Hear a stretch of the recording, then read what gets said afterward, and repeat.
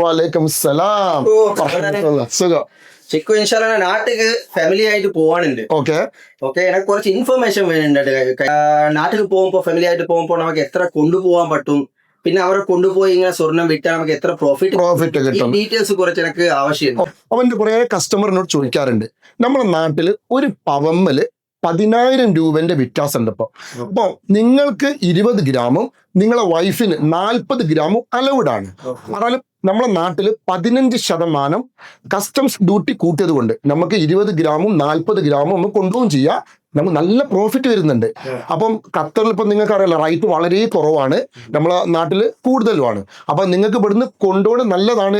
GCC ഏത് കൺട്രിയിൽ നിന്നും കൊണ്ടുപോകുമ്പോൾ നല്ലതാണ്, നല്ല കളക്ഷൻ ഉണ്ട്. അപ്പം ഏറ്റവും നല്ല മോഡൽ നിങ്ങൾ കൊണ്ടുപോകാം, എക്സ്ചേഞ്ച് ചെയ്യുക.